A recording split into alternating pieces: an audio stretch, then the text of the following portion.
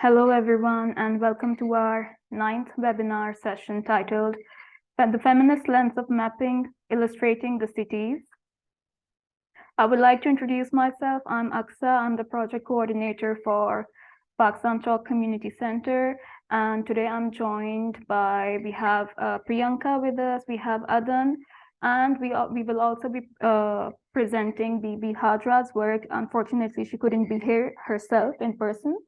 But I'll be presenting her work on her behalf, and that is Josefa, my colleague.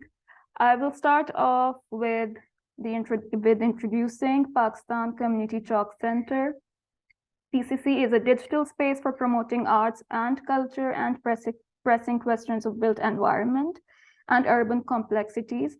Under PCC, we have projects that focus on mapping of the old town, but in general mapping as a practice. And we also have our projects recording oral history of our towns, of our communities. And we also conduct heritage walks in Karachi under the banner of Pakistan Community Chalk Center. I would also like to introduce our audience to Plus 921 Heritage Talks, which is a project under the PCC, where we are going to host discussions and webinars every 6 months dedicated to discussing the politics of heritage and preservation in Pakistan, but also in a larger South Asian context. The dialogue on heritage is a global conversation which must take into account the local contexts. In a rapidly changing world, narratives around heritage preservation are shaped by a plethora of relatively new factors. The parameters of what constitutes as heritage are expanding and take into account not just the past and tangible heritage sites, but our present as well as our current relationship with the spaces we inhabit as communities. Now I would like to read out the abstract of our webinar today. As Nishat Awan talks about in Mapping Otherwise, Imagining Other Possibilities and Other Futures, maps have often been used to assert power and control over territory. However, they can also be used to challenge dominant narratives. All maps present a selective view of reality, emphasizing certain information over others, and as such, they should be understood as political documents. It is important to recognize that all maps are partial and subjective, even if they present themselves as objective and authoritative. Similarly, the mapping process is not a process merely limited to cataloging street names, house numbers, and famous locations. It is a process that defines what is to be seen and noticed and what is overlooked. The data gathered in mapping can be analyzed in a multiplicity of ways. Thus, it is very pertinent that we bring in voices that have been historically overlooked. The voices of women and how they interact with the city is such a voice that needs to be pushed to the fore. And this talk is another step in the movement that has started in Pakistan to center women's relationship with the city. Now, I would like to request Josefa to introduce our panelists for tonight.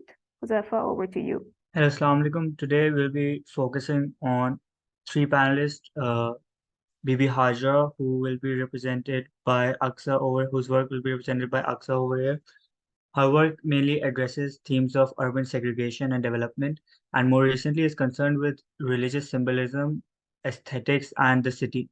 For the last 2 years, she has explored the prominent shrine of a female saint in Lahore, Bibi Pak Daman, and documented and depicted the lives of female devotees and various saintly narratives that are intertwined within the space as it goes through renovation. Bibi Hajar received her bachelor's degree in architecture from the National College of Arts and master's in urban studies from the Erasmus Mundus supported Four Cities program. Our second panelist for tonight will be Adan Sheikh. Adan Sheikh is a Karachi-based artist and illustrator. She graduated from Indus Valley School of Arts and Architecture in 2022 in Fine Arts. Adan majored in new media art and miniature painting. Moving from a small city and coming to Karachi, Adan Sheikh navigates her daily routes and her movement in a metropolitan city as a young South Asian woman while questioning the patriarchal nature of the society that hinders her relationship with the city. From her personal experiences of discomfort and alienation attached to private and public spaces, her illustrative work explores gender, class, and identity within Pakistani society, mostly through satire. Taking forward the constant feeling of discomfort and detachment towards Karachi, for her thesis research, she investigates the idea of home and sanctuary within a foreign city, bringing references from fairy tales she grew up reading and listening to. She creates imagined safe spaces within the city in her small-scale illustrative paintings. In her work, home is not just a physical space, but comfort stems from certain memories, emotions, moments, or simply an association with physical objects and space. Our last panelist will be Priyanka K. She teaches at the undergraduate illustration program at MICA part-time and was recently appointed art director at the South Asian Avant-Garde Anthology. Her personal work spans across visual narrative, printmaking, and murals. Over to you, Adan. Hi, thank you so much for having me, and I'm glad to be part of this. So I started collecting photographs and started doing keeping a visual diary for myself when I moved from Hyderabad to Karachi when I was around 16 years old. And coming from Hyderabad to Karachi, Hyderabad is relatively a very smaller city than compared to Karachi. Karachi is a big metropolitan city, we all know. And when I moved to the city, the entire shift was very different and overwhelming for me in terms of the infrastructure or in terms of the population, because Hyderabad doesn't move the way Karachi does.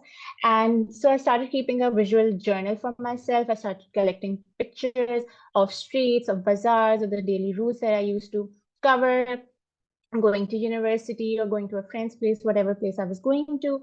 And I started to collect these photographs, and then I used to come back and I used to revisit those photographs, and I started to realize that how I'm struggling to navigate the city and how it's not easy for me.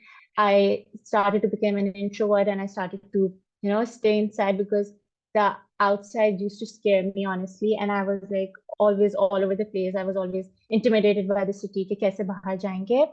And then when I started to collect these photographs, I started to realize that the city is built by men and for men.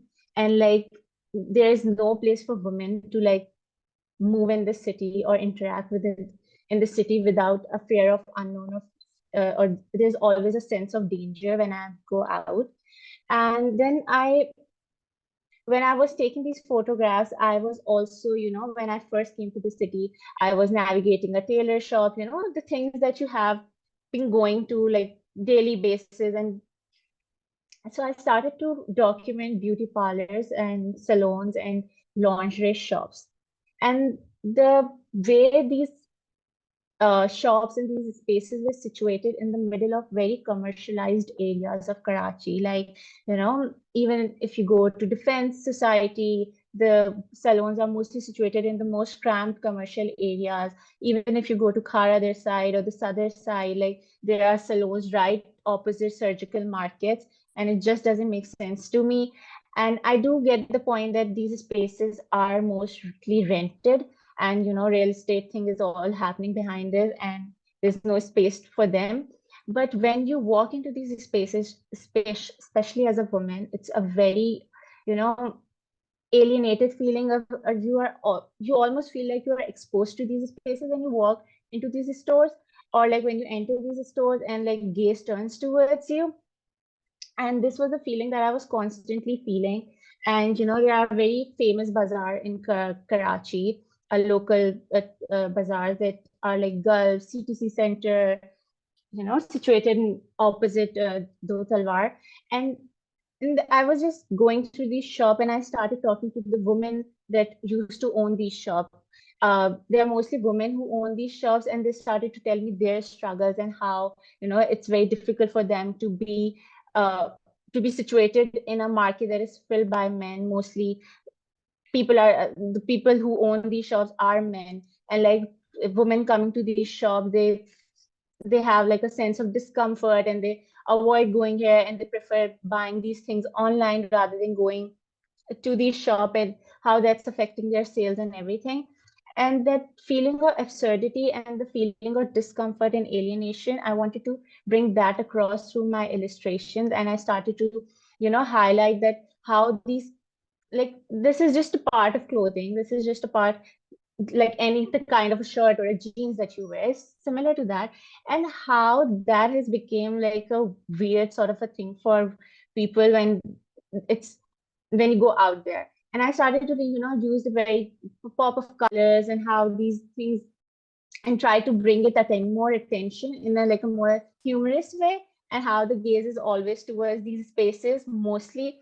And it's also so this illustration, I took a picture. I was in Bolton Market. I was just doing my thesis research, and I came across these whole street of shops that had like a whole street that had like lingerie shops, and it was situated right opposite Maiman Masjid, if I'm not wrong, if the name of the masjid is right.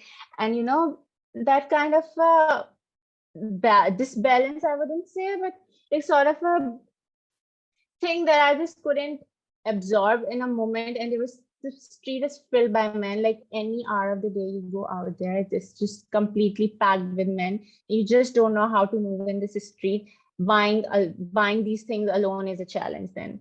And then I started, and similarly with salons, I was doing a similar thing. And this was an illustration where instead of photo manipulation, I started to draw the entire, recreate a space. This is a salon in somewhere in Gulshan. And I wanted to use the color, since I'm using the word alien a lot. So I wanted to incorporate sort of a color that just brings out the absurdity that I wanted to show.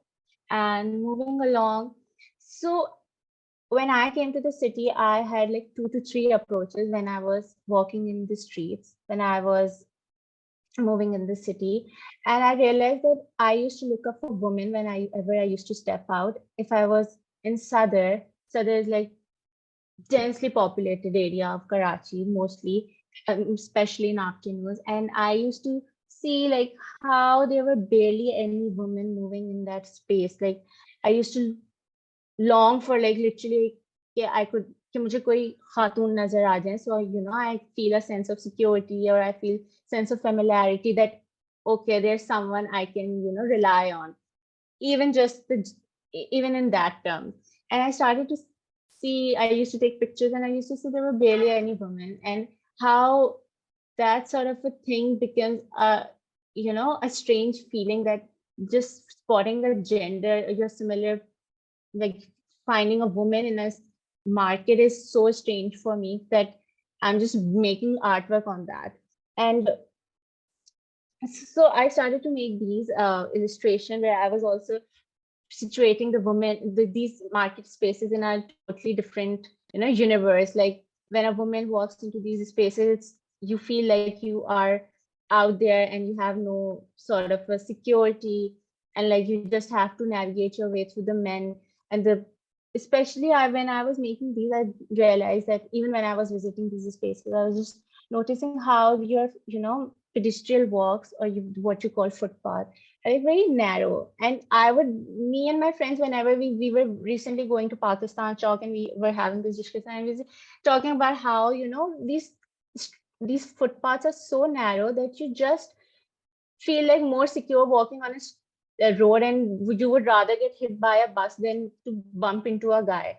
Like literally, if you don't move, if you don't walk, make your own way, a man would definitely bump into you. That's what I have experienced. And all of these words and all of the things I'm saying, it's very subjective, and it's totally on me. I may maybe be different for someone else as well. But that's what I was realizing. So then I started to collect these photographs, and I also started to notice that when I used to whenever I walk into these markets, I just completely forget what the surroundings are, what are their landmarks, what are their, people say that they navigate the city through landmarks or through certain signs and symbols. They remember certain street. But when I walk into these sort of bazaars, I just completely forget ki mere etiquette kya hai. It's just completely gets eliminated. And I just see a group of people, and I just move so fast. My movement is so rapid that I just want to get from one point to another point. I just want to reach from one destination to another destination. I feel like maybe there are women a lot like me that just have a purpose.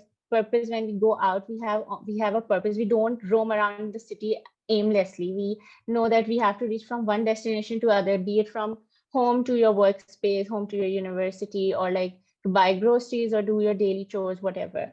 And whereas I see men sitting aimlessly, just looking at buildings, looking at the sky, having a random conversation, and I cannot do that. Like, if I am out on the street, I have to just make sure that I'm going somewhere and then coming back and sitting in my car or rickshaw or whatever, and I have to just get out of that space. So I try to show in these illustrations that how the surroundings just totally get blurred out, and the only thing that stands out is the presence of men. And then within that crowd, there are like 2 or 3 women that gives me a sense of comfort that, okay, I feel safe. So these are other 2 similar series of illustration that I was doing. Yeah, and then when I was doing, so this is all part of my thesis research that I have been doing since like a year or so. And so there's like you might feel there are some sort of jumps and there's some sort of linkage. So when I was doing this, so I started to create my own maps in a like a very humorous way, in a very nonchalant way. It's just very random maps.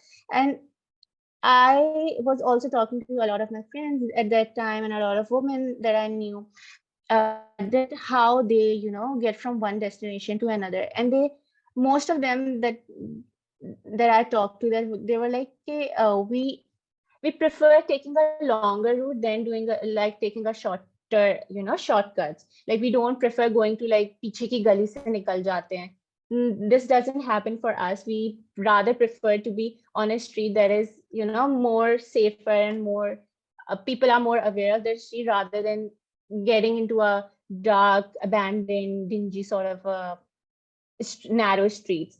So I also do that.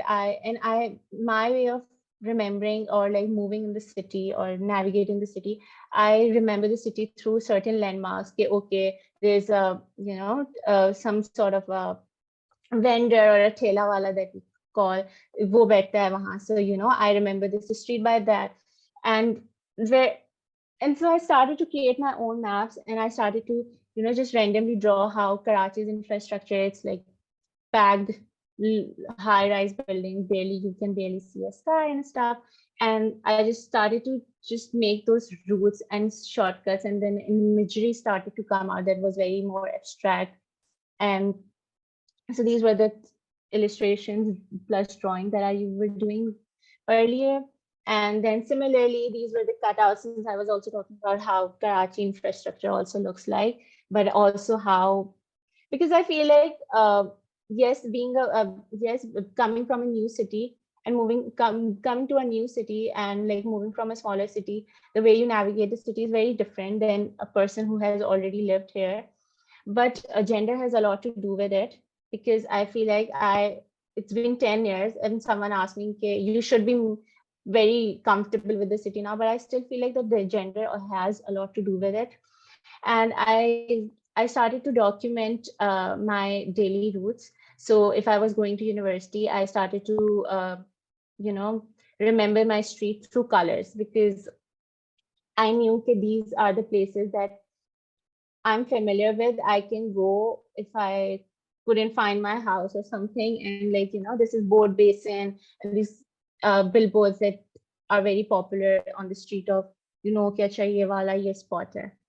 So these were sorry, yeah. So these are hand drawn. It's a Sia Kalam technique and graphite drawing that I have done. And I also see city as I make very clinical drawing, because I feel very isolated because with the city. And since I'm talking about how journey is lesser important than the journey is less important than the destination, I started to also, when I was talking about safety and comfort, I started to question what comfort is for me and where do I feel safe most. And I started to realize that I feel safe most at my own house or a friend's house or a relative house or a place that I frequently visit. And I started to create, my own sanctuaries within the city. I eliminated all those people that I was feeling sort of endangered by or maybe insecure.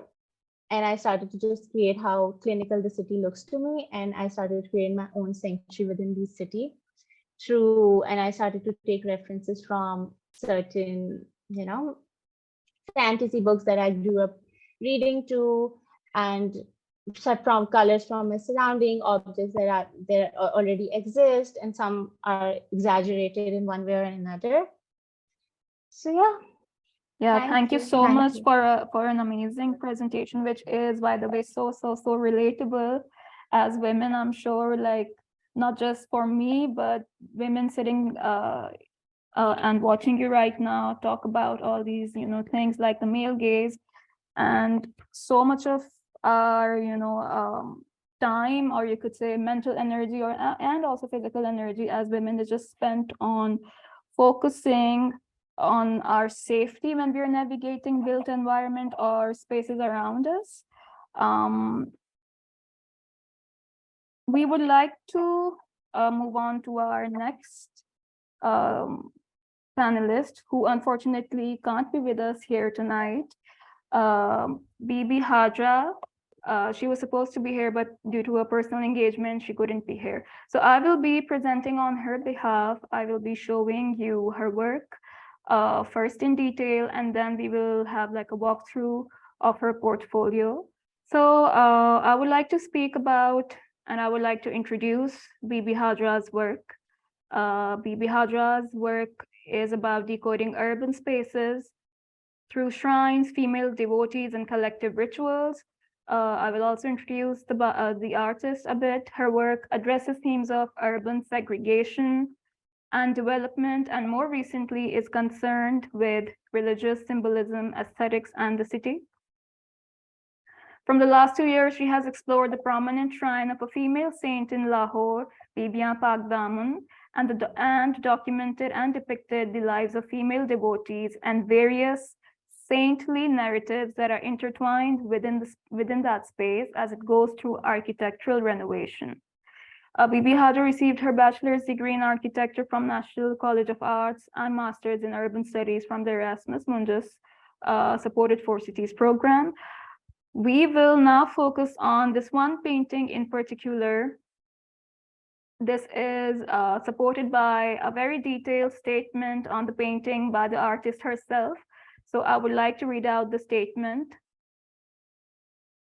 There is a small shrine tucked away in the narrow streets of a mohalla in Lahore that is said to house the graves of 6 women of the Prophet Muhammad's household. Their leader, Bibi Ruqayya, is believed to be the daughter of Hazrat Ali, the 4th Caliph and the first Shiite Imam. Though this claim is contested, it remains the most popular one. My work experiments with the linkages between the hagiographies and discourses of Bibi Ruqayya and her companions, and the everyday conversations and practices in her shrine as it undergoes renovation since the last 2 years. My work shows a world constructed by women as they weave the nuances and complexities of being a woman in Lahore into their devotion. In this particular piece, I explore the title Pak Damana as a state of being that is veiled. I explore a mood that descends on the space of Bibi's shrine as the sun sets and the moon rises, a sense of enclosure that the elongated shadows, the darkening corners, and huddled bodies of the devotees in the cold of the night make. I would like to zoom in to the painting a little bit so that it's clearer to everybody. Can you see the details of the painting? Like, is it working fine on the screen? If somebody can just let me know. Yes. Yeah. So this is a painting. There is more text that explains the details and also zooms into the details of the paintings, where you can see women sitting and praying in corners, lying around, and immersed in different activities. I'll go back to the statement that Bibi Hajra has written for her painting. The night brings an intimacy to Bibi's shrine that women fill up with stories and recitations. The sight of casually sprawled bodies preparing for storytelling and sleep is rarely witnessed in other public spaces.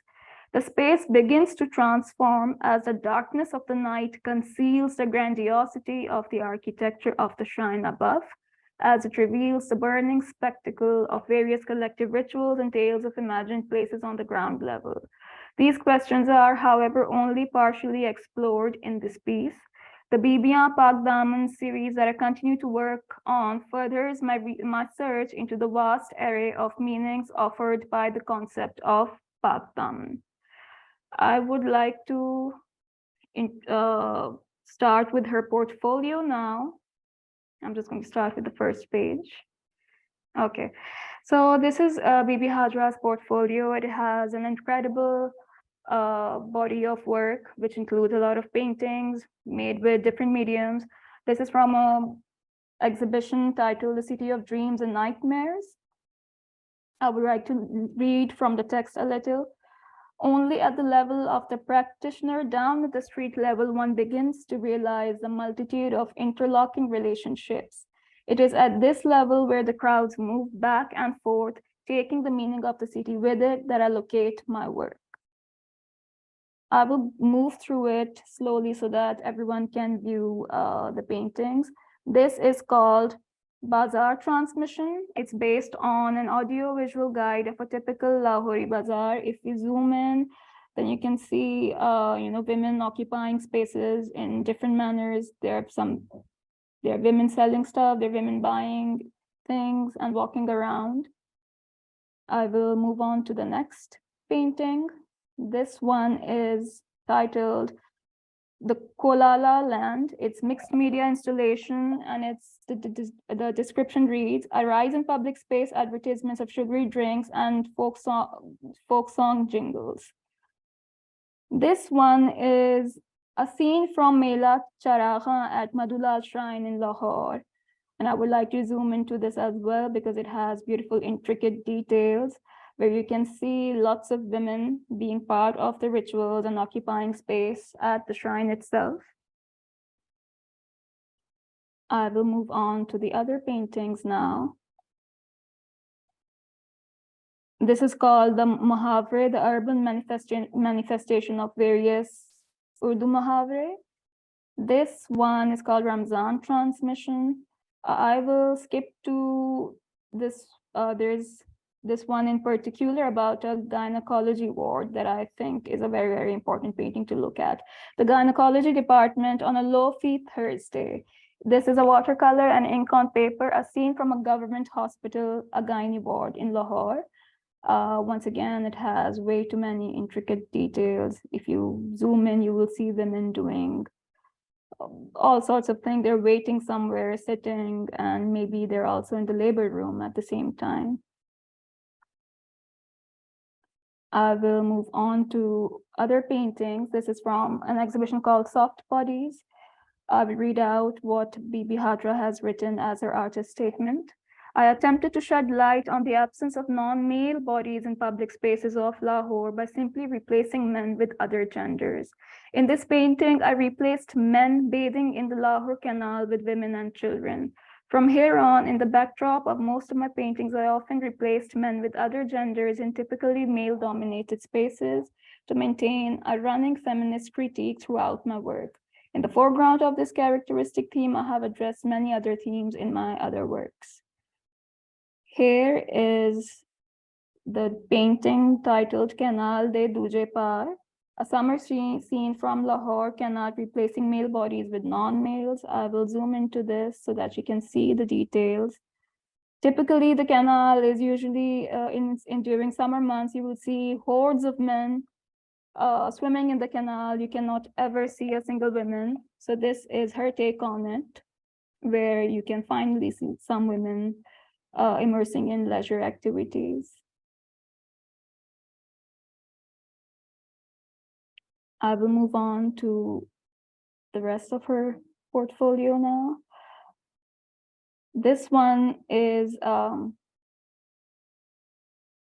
about rethinking development induced by displacement, increasing urbanization and growing demographic pressures necessitates infrastructural investment and development. Yet across South Asia, such initiatives have often generated and exacerbated socioeconomic inequalities and in particular resulted in massive evictions and displacement of working class groups. In this two-day symposium, researchers, activists, and policymakers come together to debate these questions.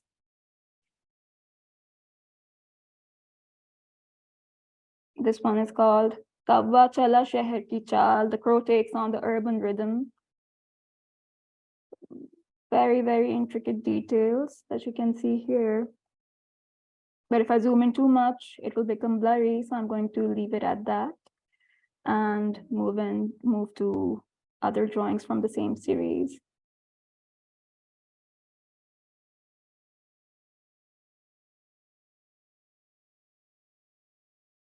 This one is from an exhibition that was based on a Hindi proverb, Dhak ke teen pat. Is a Hindi proverb that refers to efforts that lead to no result. I choose this as a guide to painting the life of trees in South Asia to show that people's relationship with trees, bushes, and shrubs does not change with modernity. So if we go and look at the work that she's created for this theme, you will see a lot of women, once again, occupying space around neem trees. This one is titled The Neem Tree. I'm just going to zoom into the details so that you can see how Bibi Hajra imagines and the urban spaces or the space in general.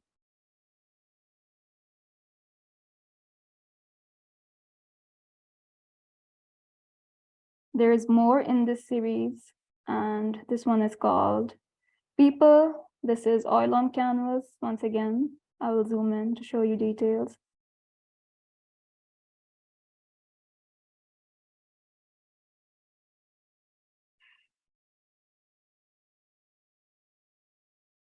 This one is titled Berry, from the same series. And we will move on to this one. And this one, the following paintings are from the Lahore Biennale that she participated in, and they're called A Sight for Sight, they're titled. This one, The Wonders of Creation and Strange Things. In all her paintings, you can always see women huddled together, occupying spaces, either as devotees or in other activities. And there's more that I would like to show. This one is, yeah. Bibi Hadra's work also has a very mystical touch to it. So the following paintings are from Eid Miladun Nabi, how she imagines that, which is obviously the annual celebration of Prophet Muhammad's birth. And these paintings are once again based in Lahore and involve transforming neighborhood streets and corners into realms of fantasy by decorating these spaces with various shiny and colorful materials. This one is called Milad.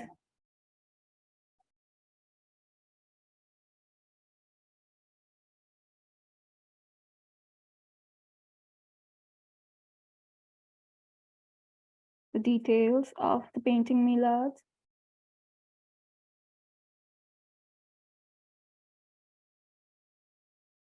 More details where you can actually see women sitting by a deg.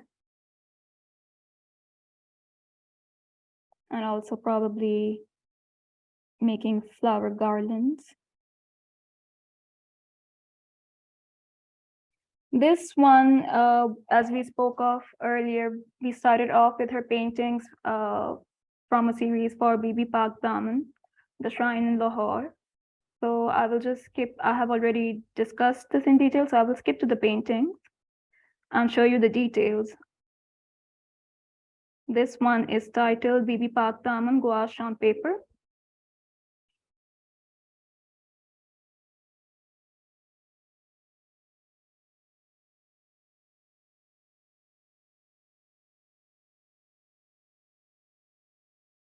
We will skip to the other one.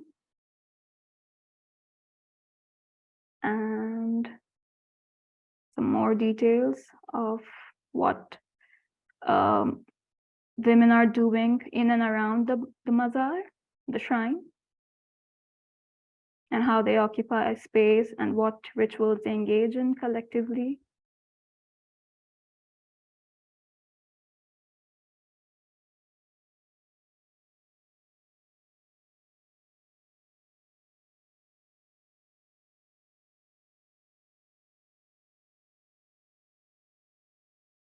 This, I believe, is probably one of the last few works in the series. It's called Body. I will zoom in so that our guests can have a better look.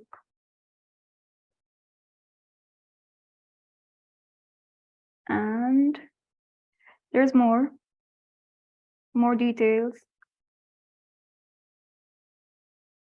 of how women are actually seen negotiating space in and around the shrine.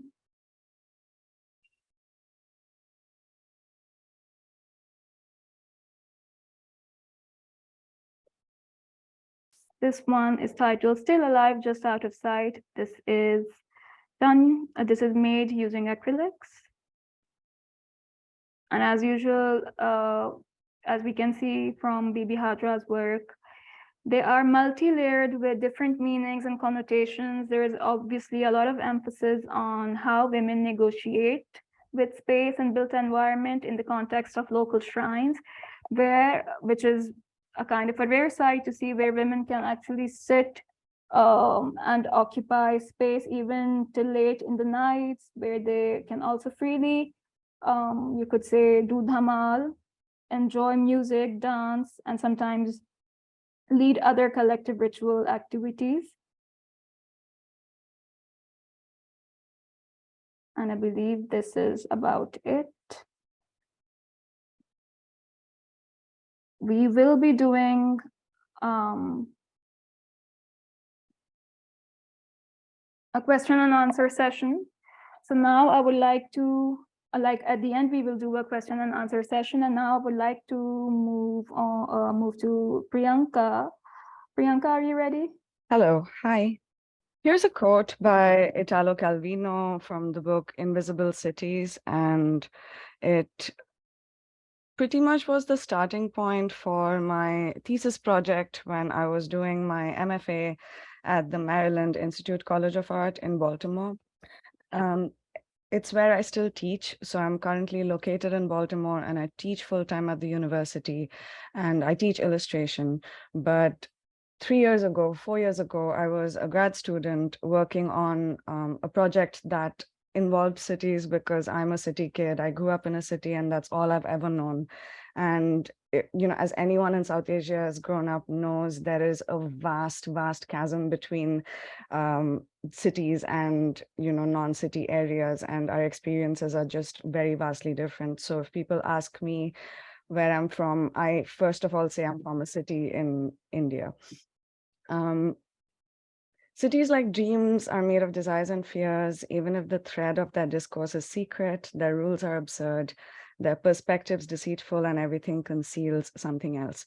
And this, to me, was a great starting point for how I always perceived the city, because it always felt like things were being concealed from me. And Adan touched upon that in so many interesting ways during their presentation, I remember, because there are just so many things you're not allowed to do in a public space, right? Which is why for the longest time before I fully started practicing as an illustrator, I was kind of making tiny sketches and looking out for women who are just having a moment of solitude in public spaces, because it is so very rare to see. This is from Udaipur in Rajasthan. I'd made this little sketch of this auntie who was just sitting in a pool of sunlight in the afternoon, reading a newspaper quietly. And then there was traffic rushing down the street in front of her, and no one was bothering her. And it felt so very refreshing that I remember I sat down, I was at this shop trying to buy something, and I stopped and I sat down and made a sketch. And then this eventually turned into a lino cut that you see here. And it also kind of sowed the seeds of the kind of work I do now. this is where I'm from. I'm from Calcutta, on the eastern part of India, and it used to be the erstwhile British capital of, the empire, but now it's kind of mellowed down into this smog-filled, dusty, city that's kind of riding on its former glory, but it's still full of life, full of people, full of great food, full of a lot of culture. And in many ways, it is considered one of the safer cities in India, or it used to be for the longest time. So while I was growing up, this was not part of public discourses about which cities are safest and safer. And, there was no hierarchy in terms of safe, safer, and safest. It was just how things were. And I personally didn't perceive the city as safe until I was informed that by a newspaper many years later. The way I started finding ways to exist in public spots was actually by starting to do murals. And I worked in art education for the longest time after I graduated university. So I designed and I facilitated a whole bunch of mural interventions in schools in various countries. In Cambodia and in the US and all of that, but also it started off in India, and I was working in multiple cities. You see here some schools in Bangalore, and that gave me an insight to a very different kind of city life, because I also come from a place of immense privilege. I grew up in an apartment complex, and both of my parents worked. And even though we were very working class, I was not living in a situation where I was that close to the city, where I had to step out and face, city life every single day, and was at the mercy of the city every single day. So this gave me a completely different perspective to what children and communities in these spaces endure and live through and, rise against every single day. And that in its own way gave me the courage to go out and create more public murals.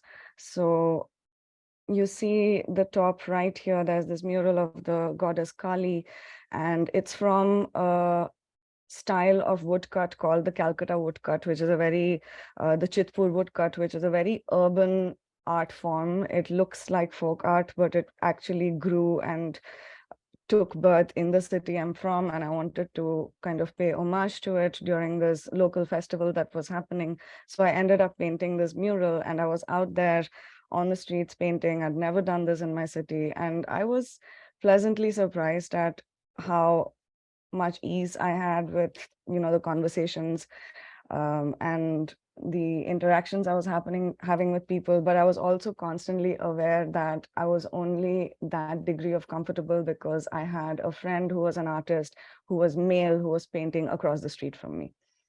And that is what gave me, in many ways, that kind of upheld it for me. I've also been observing cities and drawing about other things that I see in cities for a while. This is a comic I made called Sad Demise from the times I lived in Bangalore, where I've never seen this in cities in the north or in the east, but in Bangalore in particular, there are public obituaries, and they're always announced, and it always says sad demise. So for the longest time, I was spotting them everywhere around the city. There was just sad demise everywhere. And so I created this comic about moving to a new city and, how people perceive death in urban spaces, about how you need to shout out and acknowledge members of the community that the city has taken in many ways. And a lot of the newly found confidence I was experiencing and, viewing life through was the result of moving out by myself and living in cities that were not my own. So I spent a majority of my 20s shifting from Indian city to Indian city for work and forming really close friendships with other women. And that ended up becoming the foundation of, all of my support and safety in cities that were not my own, or cities that constantly felt threatening. And this is a zine I made based on that, about interactions with flatmates, about traveling with them, about exploring dark roads at night with them, about lying down on the road and kind of just having a moment where you're defying everything and saying, I get to do this. And eventually, when I moved to Baltimore for grad school, I got into the illustration program there, and I moved there. And it's a rainy city, it's cold in the winter, and there are exponentially fewer people than there are in cities in South Asia. And so for the longest time, I felt very lost, because in many ways I could step out and I could walk down the street and no one would bother me, but it was mostly because there weren't a lot of people there. And so it didn't feel like a city per se to me. It didn't feel like the cities that I was used to. And a lot of my drawings from that time look like this. My sketchbook was throwing up a lot of rainy images of, sad looking women, and just generally different views of the city. And again, these are all from the sketchbook I was keeping from 2019. My practice does lean upon my sketchbook quite a bit. So when I'm looking at the kind of stuff that I was making, both the two on the right are indoors.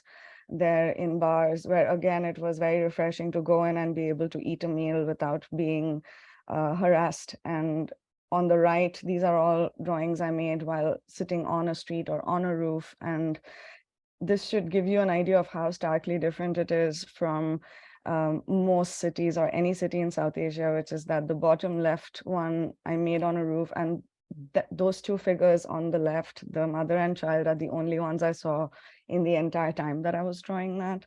Whereas if you're in a South Asian city, you kind of turn 360 degrees and there is one human on every conceivable surface doing something or the other. And you can see it specifically from rooftops, I think, where you see people drying clothes, you see people drying chilies, you see, people doing things where they're using spaces that are not just interior or indoors for purpose in general. But that also brings me to what Adan was talking about how women in particular are always expected to have a purpose if you're out in the public view in any way. You can't be loitering, you can't be aimlessly wandering around, you can't be chilling. That is not something that you can do.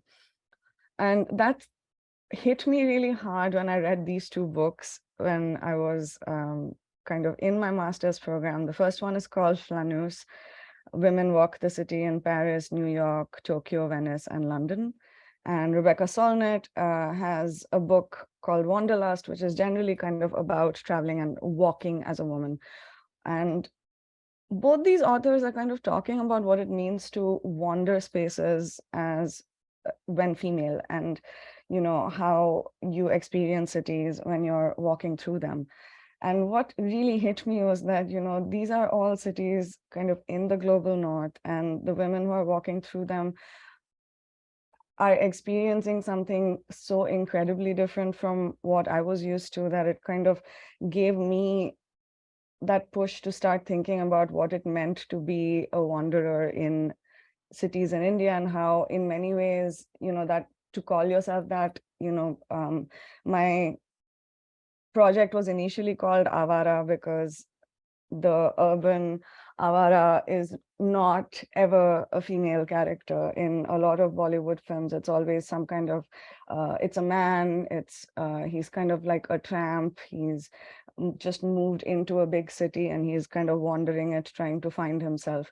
That never happens with women, as a rule.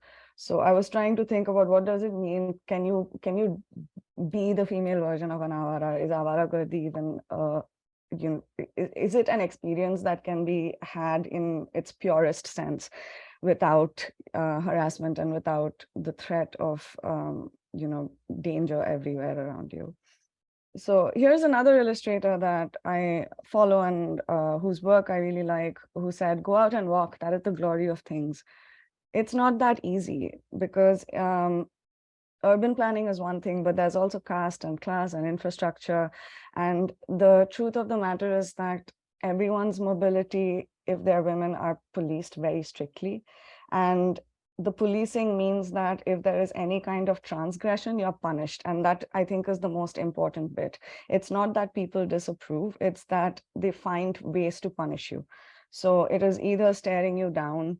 That's the I think the least dangerous way in which it happens, and then it kind of escalates to the point where it is, a woman being out by herself, or a woman being out at times she shouldn't, or being in a place she shouldn't, is often kind of punished with sexual aggression or even violence, right? So then the idea is, what kind of emotional spaces do cities foster in people that they're clearly not built for, but who they depend upon in a very large capacity? And then my sketchbook started throwing up other visions. So I was thinking about the idea of future cities. The idea of doing something based on my experiences in the city felt a little disingenuous, because here in the US, there is also the perception of you creating something and then representing an entire community. And I didn't feel like it was okay for me to speak on behalf of 2 billion people, and women in particular, who go through much harsher and much more difficult things on a daily basis in the city than I do. So I started thinking about the idea of a future city, and started thinking about the alternate, which is, what would cities look like if our symbols of power looked different, if we didn't have, large phallic statues of leaders everywhere, if we had, spaces that were designed for us. And I started looking particularly at figures from the art history of the subcontinent that were fertility figures in particular, or the dancing girl from the Indus Valley civilization, as we know, whose stance to me has always felt so confident and so defiant of everything. And so I was kind of just playing around with the idea of, what if we looked towards building a city where, we're looking at ways in which there is safety being assured to you in larger ways, in not just street lighting, but it's kind of a social structure that's been turned around to make everyone feel comfortable. Another part of this that I was exploring was through this mural that I wanted to replicate back home in Calcutta and in other Indian cities if possible. And it was called Outside. And you can see it's a map, it's a rough map, but it's got these fingers pointing at these dots, and it was a crowdsourced map. So all the things you see written on it were contributed by people. And I was mostly asking them, where in the city have you felt like you belonged? And each sentence, I just had prompts on the wall. It said, here is, and then people started writing things. They said, here is a space where I felt it was safe to cry in, or here is a bench that I sat on and read a book for 2 whole hours and no one said a word, or here is, a tree that I made friends with. And it was mostly people and women. I asked women to fill it in, but we did have a lot of non-women identifying people also come in and write on it. So they were talking about, instances where they were mapping a city more emotionally, where they know their neighborhood by heart, but there is that one spot where they know they're going to feel safe no matter what. Then COVID hit, and I was kind of locked and stuck in the US for 3 years. I only recently went back home to Calcutta this winter. And while I was in the US, I was thinking of cities in other ways, because I didn't have a lot to draw upon except memory. And I started this tiny project where I was creating silk screens about animals that call urban spaces home as well, and about how in many ways they are afforded more mobility than women are. And that felt like a really cruel realization. So I had cats, I had stray dogs, I had crows, which are very popular in the city I'm from, and pigeons that were part of a series of prints. At the same time, I was illustrating for some commercial projects that were to do with cities and mapping cities. And this one in particular, I thought was fascinating. It's called City of Women by Vaka Media. It's based in Bangalore, if I'm not mistaken. And they have a whole series of conversations about women and the city, and how women negotiate the city. So it says here, we explore the calculated strategies, backdoor negotiations, and often absurd lengths women go to have fun and feel free in their cities. And the episode that I illustrated for is called Fights, about how it's stepping out of the house in a city is kind of like putting on your battle armor, and you're expecting conflict of some sort or the other, and how that kind of colors your experiences in the city, whether it is direct or indirect aggression, about how, and it has anecdotes from women who are talking about how cab drivers have picked fights with them, or they've, inadvertently been drawn into something that was fight-like while trying to drink tea at a dhaba, things like that. And simultaneously, I was also working on this piece for Bystander, stories with observations and witnessings from South Asia, which was about the anti-CAA protests in India. And I decided to include this in the talk today because if you look at the page on the right-hand side here, it is that one time when I attended a super intense and super big, very crowded protest in the city that I was from. I had taken part in a lot of student protests when I was in university, but they all happened within the boundaries of campus. So so the university sort of guarding you felt different from how it felt to be out on the streets with other citizens participating in a citizens protest, and kind of looking at how public space and privacy were kind of respected there. And I had a lot of misgivings going in, and I was actually wondering, is today when we see an instance of women not being safe, even when they're trying to protest for democratic rights within a larger body of citizens. And I'm happy to report, at least in my city, it was fine. And this was also that moment in India's recent history that we saw women actually step out to protest and hold protests overnight in cities like Delhi. So that felt to me like a really big step in addressing public safety in India and how women in cities function in general, because in Shaheen Bagh, for instance, there was, several nights of all these dadis and aunties who came and sat and protested in public and kind of, stayed there defiantly, no matter what. So it's been a journey. I feel like I'll always consider the city as a muse and a way to create art because it's something that has been so difficult and something that I wasn't allowed to do for the longest time. It then becomes kind of like an obsession, and I'm constantly trying to find ways to tell stories about identity in this way. But as of now, this is what I have. Thank you for having me. Thank you so much, Priyanka, for this amazing presentation. From all that we have seen, either shared by Adan or Priyanka or in Bibi Hajra's work, it seems a lot of the work that we have looked at today is based so much on our own personal experiences and observations. It's just the day-to-day goings, the happenings, and the way we negotiate with space when it comes to our cities as women and other genders, marginalized genders. I will now move on to Josefa because I believe Josefa has some questions to ask our panelists. Over to you, Josefa. Yes, so my main focus for the question right now was like, this is how they both had felt that women weren't really afforded a space in the urban gathering. So I had a question on how they feel like this can be improved in both like how urban development takes place right now, as like for example, even on commercial sectors, etc., they have really bad structuring for how even crowd gatherings go.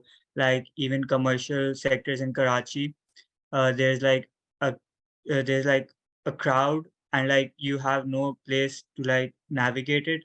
And I feel like that adds to the unsafety factor of women going to bazaars, etc., because they have no way of like properly having boundaries while navigating those spaces. So I was wondering how both of you, believe that that can be improved in the urban spaces that are provided in cities right now. Adan, you can go first. Yeah, I think as I mentioned earlier, when I was talking about how when I said pedestrian walks and the pavements are very narrow, and a person cannot move around. There's like no sense of how to walk in a public space. People just keep bumping into you, and as a woman, you just make your own way. I think, I mean, on a larger scale, I think it needs to start from a scratch, honestly. Like, you just, the way the city is built, it's totally non-accommodating for a woman.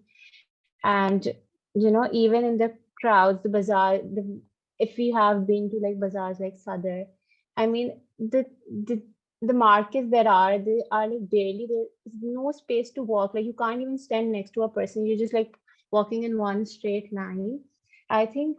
And there's no, when like women vendors are barely, I don't know about India, but like in Pakistan, especially in Karachi, you barely see women selling something. Like, I recently came across Empress Market. They used to set Hindu women outside the Empress Market.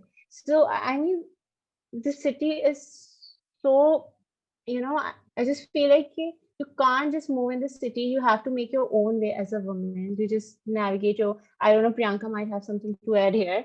And so yeah, and also I feel like it all has to do a lot with the privilege and class we're coming from. I happened to visit Haradar market that is in Karachi, and I went with my house help, and she used to visit that space, frequently. And the way she was interacting with those markets was so much different from how I was interacting with those shops and those market, because she used to visit those spaces daily. She was standing in front of those lingerie shops, and she was asking women to move her aside, or asking men to just like jaga de do mujhe thodi si. And whereas I was in like I was a bit reluctant, and I was just looking in a shock. So I also think that also happens when you move in a city. It has a lot to do with your privilege. Also, I feel like when I travel in car, or like a Kareem or Uber, so I have a shield on, a window shield, that act as a barrier for me, that act as like a protection, or like it guards me. So I think it's very subjective in that way, how you want to. So yeah. To kind of jump off on that, yeah, firstly, yes, the privilege and the class privilege in India, also the caste privilege that we kind of hold colors our experiences. And in terms of women in public spaces, we do have a lot of women vendors in marketplaces. If you go to produce markets, like vegetable markets, fruit markets, you will see a lot of women there, not that much in more commercial districts where wholesale work happens. And there are, I believe, multiple studies that have actually asked women who are in spaces of commerce publicly about what they would want from the space to have more safety for them. And the answers are mostly what you're saying, mujhe thodi jagah de do, just leave us alone. So, and for instance, I remember a long time ago when I was researching thesis, I was reading this bit about factory workers, who need to kind of walk to their factory, and the things that they said would help is having better street lighting, having a toilet that is clean and accessible and has light around it, because that's when they're most likely to be assaulted, things like that. And over time, I think the onus maybe needs to change to start naming the problem in more active ways. It's not that cities are unsafe for women, or that public spaces are unsafe for women. It is specifically that men police women's mobility in public spaces. And unless there is some amount of public education that goes into it, or there has to be a reckoning and some amount of accountability for things to change. So I think it's more useful to say urban planning does not take into consideration the needs of women. There urban planners in India who are women? Possibly, but I can tell you, without even looking, that it's probably a very minuscule amount. So that's the kind of conversation I hope to see happening more, where we're being more active about what the issue actually is. It's not that there's not enough lighting or there's not enough thing. It's just that men are not thinking about this. Committees are not thinking about this. Cities are not considering women's viewpoints. And to me, that's the root of the matter, at least. Also, I had like one other observation that both of your works focus on women in bazaars. Like there's like a prevalent focus on women in bazaars. And like I had a question, like at least in Pakistan, the history that I have read and like uh, the older women I have talked to, uh, women were restricted to a certain sense after the 1970s to their house and the bazaar, because going to the bazaar to get household items, etc., was still seen as something respectable women do, as compared to like women at dhabas isn't common at all in Karachi, at least. So like my question, I think less of a question, it's like an observation. Do you ever take into account that even focusing uh, on women in bazaars is at the same time still a restrictive form of focusing women in public spaces, because it's still a respectable form of womanhood as compared to women in other spaces? Uh, Anyone? No, definitely. The image that I first started my presentation with, that old lady reading the newspaper, the reason that stuck out to me so much was because she was in the middle of a road. It was not a bazaar, it was just this little house that was at a traffic intersection. So she was just sitting there, and I totally agree. Women in marketplaces is a thing, but I'm I'm more interested in women taking a walk at 3 a.m. at night and what that might look like, or women wanting to go sit in a park by themselves to smell the flowers, and are they going to be allowed to do that? Or I'm trying to think, what is also another very male thing that men do? Dhabas, obviously. Are they fine playing carom on the streets? I don't know. In India, you do see a lot of people sitting, and there are lots of carom clubs. So people play chess and carom publicly. In my city, there's a massive chess club that happens under this flyover. So there's cars racing above, and underneath it is a whole bunch of people just playing chess one after another. And it's mostly men. I don't think I've seen women at all.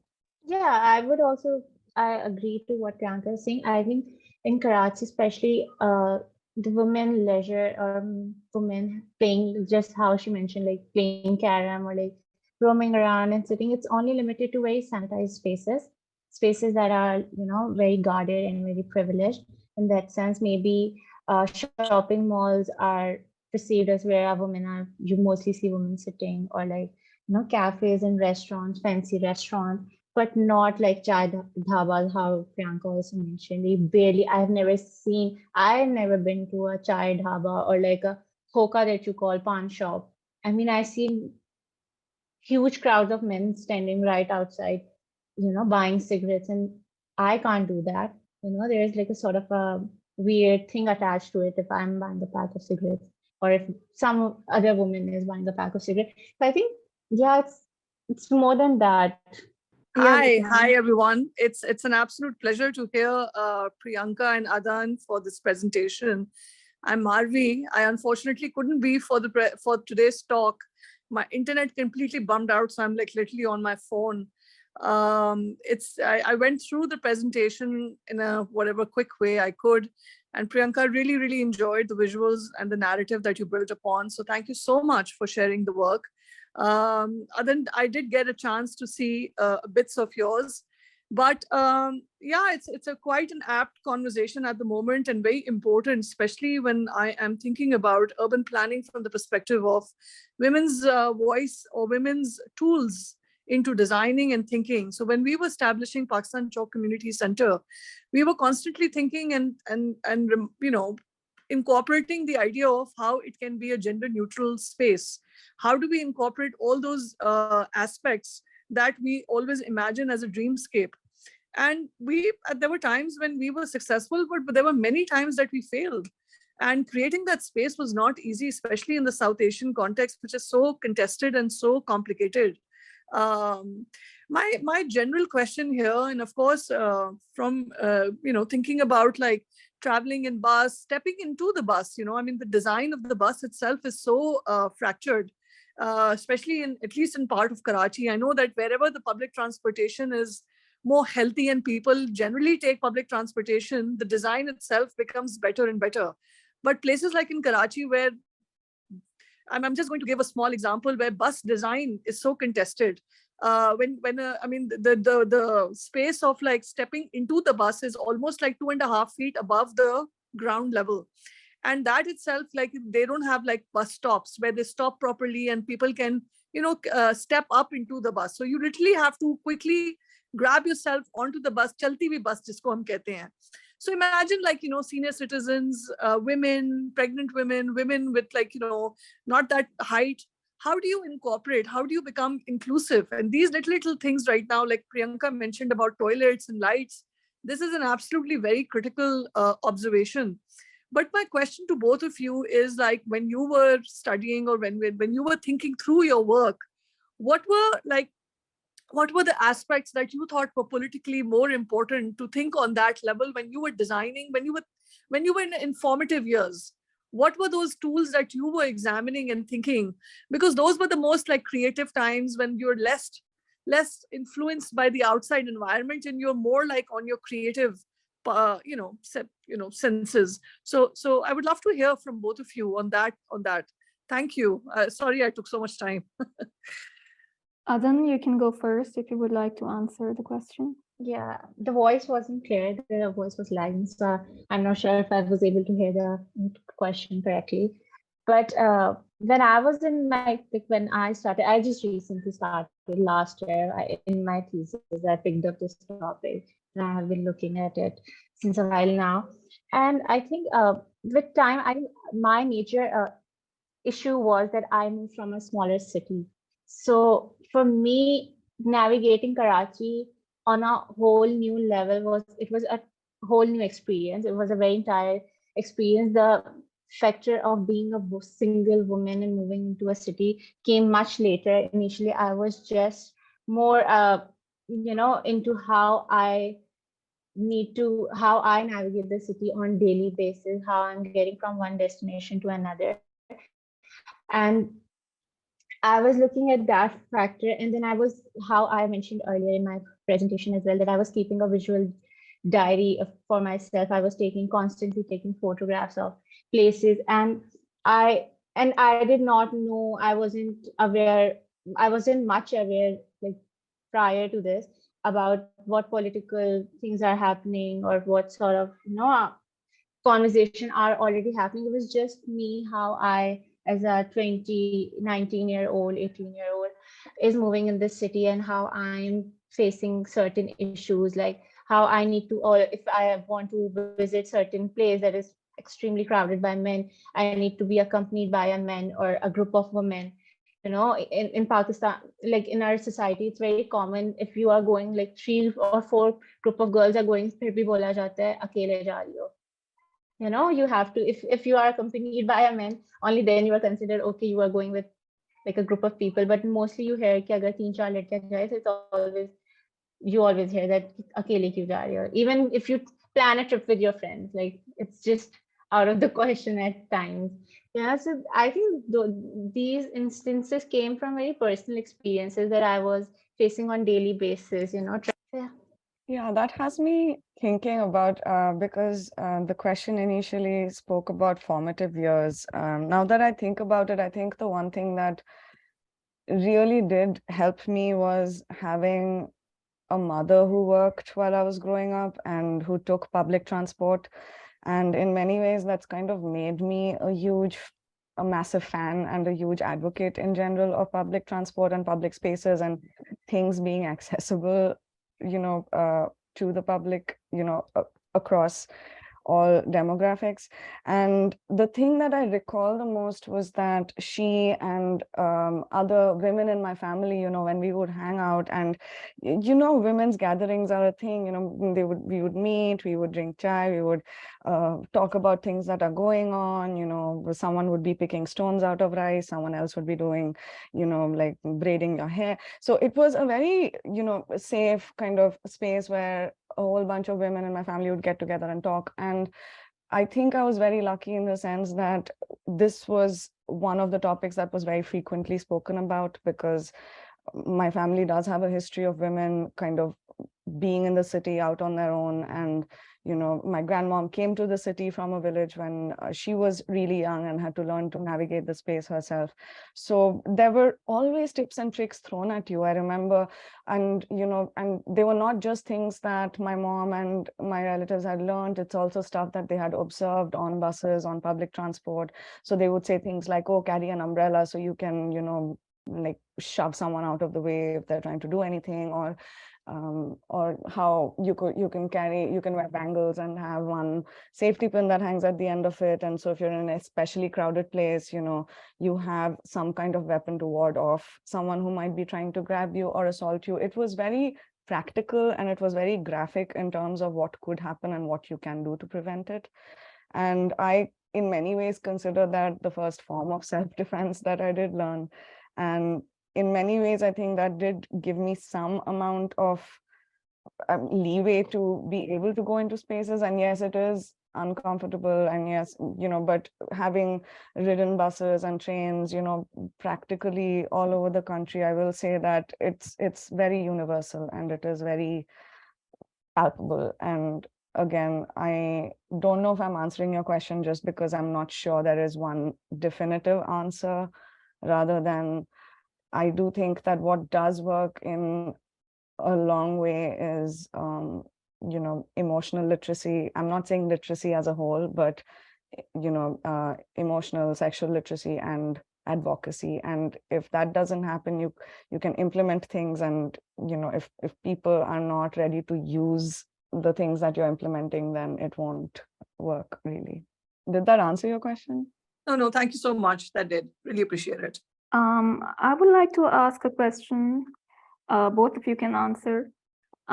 This is obviously not to blame women for the problems they face, but I would like to ask you that do you think that in a way that women have taken for granted their day-to-day experiences when it comes to, walking around or navigating the city, whether it's sitting in a bus or walking on the street, going to a shop, taking a longer route to feel safe or anything of that sort? Like before we move on to, before we move on and talk about why or how urban planning doesn't take into consideration the women's perspective, do you think women themselves need to sort of wake up to what they're being dealt in terms of how they're navigating the spaces? Because so mostly, I mean, what we see with our, with women of our mother's generation and the older generation, maybe the younger generation is more sensitive to how, their experiences as women and girls. But the older generations usually would just accept what they were given. So do you think that women, like this conversation needs to start amongst women themselves as well? Yes, I think definitely. I think the conversation needs to happen, and I think with time, women are becoming more and more aware. It's just that I think women were aware since the very longest time. I think everyone was aware of what is happening in their surrounding. I think now you just have more platform and more liberty to talk about it. Not enough, but still you are able to, be it like us, we are making through we are talking about these things through art, or we have different perspective. So I think yes, definitely what you're saying, it's right, but it's just like saying khud hi theek kar lo, but the system has to be fixed. It can't always be like, okay, for like next 2 years, 3 years, 4 years, whatever, I keep making my own ways, I keep navigating the city in my own ways, but it's not safer for the next generation. So steps has to be taken into the consideration while planning the cities, I think. Yeah, and I think the conversations have been happening for a long time and they are still happening. What interests me is how and when they turn into public movements and then what happens to those movements. So I remember, Girls in Dhabas happened, right? And we had something in India that was called I Will Go Out, which had, and this was when I was in university, and it was basically the series where a whole bunch of women got together, and there were men involved also who were allies, who would then kind of just go out at night and walk down the street or just be around there in public places. But what is interesting to me is that it died down. I don't know what happened to Girls in Dhaba, but in particular, but from what I see in India, it tends to die down because there's the sheer volume. You're up against a lot on a daily basis, and so the sheer volume of, I think one bad news article after another, one terrible instance after another really does tend to put a dampener on people. And so I agree with Adan in the sense that the system has to change. And and so I think women have constantly always been talking about it. I have friends who are similar to me who kind of spent their 20s working in India in a lot of different fields. So from, so there were people who worked in multinationals and also people who worked in nonprofits and people who worked as teachers. So when I look at the sum of all of these experiences, it doesn't matter whether you're in a glitzy office, and trying to kind of just go out for a breath of air at night before you go back to complete your night shift. And it doesn't matter if you're out doing field work, in a suburb of the city, the experiences tend to be the same. The atmosphere tends to be reported as the same. So in that sense, then I think it's definitely, there can't be any answers, till it's a larger conversation where men educate men, and we never see that happening. Thank you so much for answering my question. Fatma, would you like to come up and speak? You can open up your mic and ask your question. Yes, perfect. Thank you so Yeah. much. So my question is that how do you deal with people asking you, especially men asking you questions about how to fix this? Because when somebody asks me this question, I just, on top of everything, all of my experiences that I've had all throughout my life, because of these gender imbalance, I just feel even more frustrated that you want me to come up with a step-by-step plan for you to how to deal with this. And why wouldn't you just for once I mean, sure, it does give me a voice and you are coming from an empathetic place and you want to listen to me, but why won't you just maybe sit down and claim some sort of or some level of responsibility and think of a solution yourself for once? Because I know it's nice of them to, like I said, it's nice of them to ask me this and to know what I think about these things and what my take on the solutions would be. But it just kind of, most of the times, it adds to the frustration and it adds to the exhaustion that I have already been feeling all my life as a woman. And because of course, needless to say, all of the gender, the physical in the public spaces and like other countless of other spaces and professions and places everywhere, basically. Thank you. I'm just, yeah, it is so real what you just described. And, the standards are so low where, that's, you got to then kind of give them talking points for the argument, kind of, it's a very real frustration and I've experienced it. I know exactly what you're talking about. But I don't know. I think we just have to hold the people in our lives to higher standards, perhaps, and that's where it starts. And I don't really have an answer beyond that, where, it is frustrating, but it's also maybe rewarding to voice that frustration and say that, you have the internet at your disposal, dig up some statistics, find some things to talk about, like what do men do with that time? You can learn if you want to.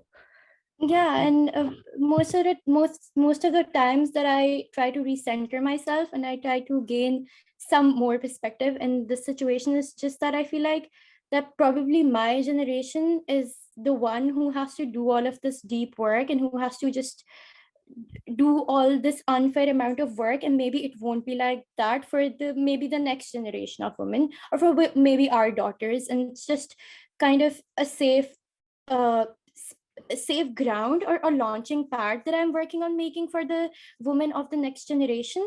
So that is probably the only thing that makes me just want to take a step back and just kind of relax and just regain the energy to just do this. For me, it is unfair amount of labor to just explain everything step by step and just break everything down and, excuse my language, just dumb things down for people to understand, mostly men to understand. Okay, so here's what I think. I don't think this is specialized knowledge that you need to have a degree to understand, right? Yeah, exactly. Yes. As far as it's an ongoing conversation. It's actually a global conversation in so many ways, just concentrated more in places like South Asia, because we have a history of gender-based violence as a whole. And so I think it's not that big of an ask to, ask the men in our lives who are kind of combating this and kind of call it out for what it is, which is just a diversion tactic, and call it out for what it is and say, I feel like you're saying this because you don't want to do the work. And if you took the time to, the internet is a massive resource. There are books on the subject, there are documentaries, you could educate yourself. But the fact that you choose not to says more about you than the opposite, right? And that is why I have two male friends in my life now. And would you like to offer your point of view on this question or I think observation? Priyanka answered this very nicely, and I think, yeah, I mean, I also have like 2 or 3 guy friends now.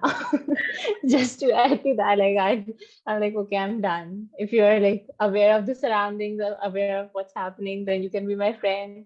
I can't, teach you or spoon feed you what's happening and what's not happening in the city. Also, I feel like sadly the decision making power is in the hands of men in the hierarchy. If we see, like, men are making these decisions and they are not aware and they don't educate themselves enough. I mean, it's not our responsibility, but at the same time, I also feel like we need to have this conversation and we have to be loud enough so it can reach. As Priyanka also mentioned, there's like Google it, simply Google it. But also the fact that it is frustrating, but I also think that we also have a responsibility to talk about certain things and we need to highlight certain issues, but definitely they have to educate themselves. We are not here to spoon feed. And sadly, the decision making power is in the hand of men, mostly in, like, if we see in the political hierarchy or anything like that. Thank you, Priyanka, and thank you, Adan. All right, so we'll be calling it a night. And for now, I would like to thank our panelists once again. Thank you so much. It was really nice listening from you and looking at your presentations and the work that you do. All right, everyone, good night and take care. Thank you.